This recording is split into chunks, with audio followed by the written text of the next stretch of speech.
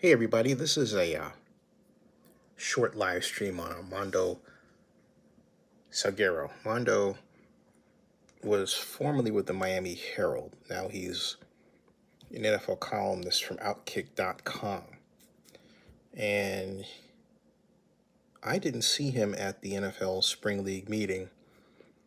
So this comment he made on May 5th was all the more disturbing. I have met Armando. I actually like him. So I'm rather disappointed that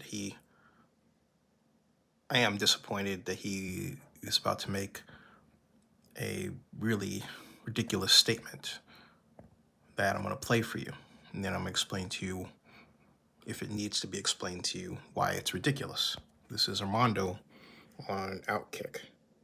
So the NFL has decided that to improve its diversity, it is going to bring quote unquote diverse candidates to the owners' meetings to get into a room with ownership. And that is fine. That is good. Except that there is no such meeting for white candidates. There is no such meeting, for anybody else. Let me try this again. To get into a room. I'm having a problem here. What's going on? Audio video will not available. Reconnect. Not sure what's going on, folks. How you doing? I'm gonna have to try that again. We are live. Hold on a second, folks. I'm having a trouble here with the connection. One moment, please. I'm trying it now, and it seems to work better. Testing. It's live, and hey, everybody, we're live. And it's working. Yeah, okay. Let's try this, folks. All right. This is Armando right here, Salguero. This is what he said on Outkick. Improve its diversity. It is going to bring quote unquote diverse candidates to the owners' meetings to get into a room with ownership. And that is fine. That is good. Except that there is no such meeting for white candidates. There is no such meeting, for anybody else. It's like, it really is almost like, if you want to go there, it's reverse discrimination, no? No. We're going to put people in a room and you can't come. We're going to have this meeting and you're not invited, not because you don't have the ability that these people have, not because you don't have the resume that these people have, but you're not the right race, or you're not the right gender, or you're not the right ethnic origin. That's the reason that these people are in that room. It's also it's also nominated through the team, correct? Like, it's not for every minority coach. It's the team designates the minority coaches that are, given you meet the criteria, so you're on the flight with them. Now I want to point out something. There's anyone here black, okay? Armando is NFL Pro Football Hall of Fame voter, longtime media person. I thought he knew better than that, because if he did, he would know what the problem is. The reason why the NFL chose to do this is simply because talented black coaches are not seen by white ownership. However, white coaches who are even less talented manage to get seen by the ownership quickly. I'll give you an example of what I'm talking about. Going all the way back to 1996. Al Lasal was Al Davis' right hand, and he approached me as economic advisor to Oakland Mayor Elihu Harris to help the Raiders reestablish the 49er Raider preseason game. Why? Because they didn't want it to look like it came from them.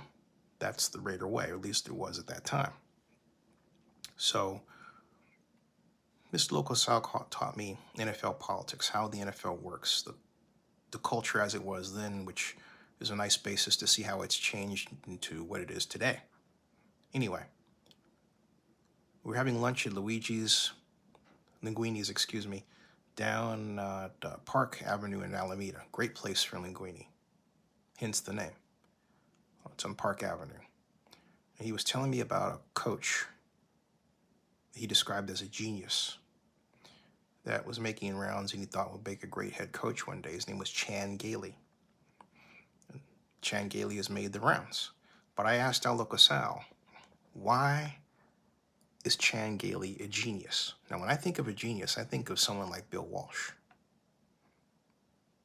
Bill Walsh was a genius because he took a way of advancing the football offensively that was considered crazy and unheard of, and made it standard, controlling the football with a passing game, short passes, sometimes passes that didn't make it past the line of scrimmage, but then produced what we now call YAC, yards after the catch. I think you know what I'm talking about now. Al Sal could not answer my question. But because of the way the social structure of the NFL works and worked, Chan Gailey's name was being passed around league owners. Remember, Al Sal was Al Davis' right hand. Al Davis was the owner and managing general partner of the Raiders. Okay? This is very common. So I thought Armando here, this guy who's covered the NFL for a while, would be culturally aware enough to know why the Black Coaches Symposium, as I would call it, although that's actually inaccurate, was necessary. I say inaccurate because Donna Ponte was there. She's football operations with the NFL. There were a number of women who were part of it too. The whole point of the symposium was to help break that cultural habit where someone white gets seen and someone black gets ignored. For the NFL to then turn around and do what Armando is asking is to basically cause the culture to ratchet back into the behavior that's caused this problem to begin with. And Armando here should know that. And shame on him and shame on them for not knowing their country. Armando, you don't know America. When I was 10 years old, I was tested because in Chicago, I went to my principal in Avalon Park and said, I can't learn here. Why they tested me, I don't know. I didn't know to ask for those things. I was 10 years old. Come on. My IQ tested out to be 156.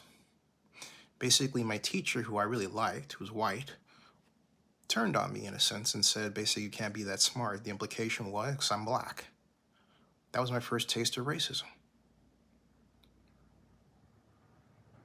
I remember the feeling that came over me when I realized that the person I thought I could trust was someone who really wasn't in my corner. She had me retested for the wrong reasons. The first time I had no idea what was going on. Second time I was nervous. I got a 131. Take the average. I'm still pretty good, right? Then there are people who say that if you have IQ 156, it means you're so crazy nobody wants to hire you anyway. But my point is,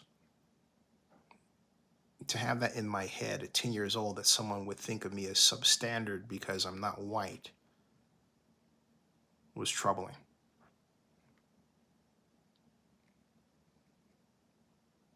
So Armando's asking for some sort of equalization as if the problem is equally applied to people, and it's not. That's why we have the term racism. Armando should know that. Armando should know that. I said to a number of NFL people during that symposium, I said, one thing you have to ask yourself is, what culturally is happening to us that's creating this as Black Americans. And what's happening is very simple. There's always someone Black to tell you that someone white's going to stop you.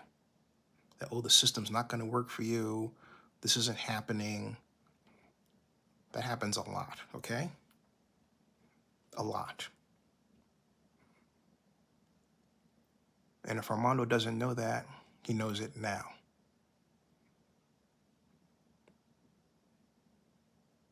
That voice has to be removed from our collective if we are to succeed and advance as a people.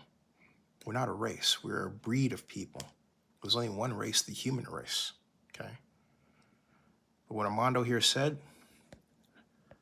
was completely ridiculous. Armando, I'm very disappointed in you. I thought you were not smarter than that. I don't know you. I realized I had no reason to expect that other than you covered the NFL and thought you were smarter just because, hey, you have an NFL credential. So do I, okay? Not a good look. I'll be back with this. Subscribe to Zenny62 and bookmark oaklandnewsnow.com.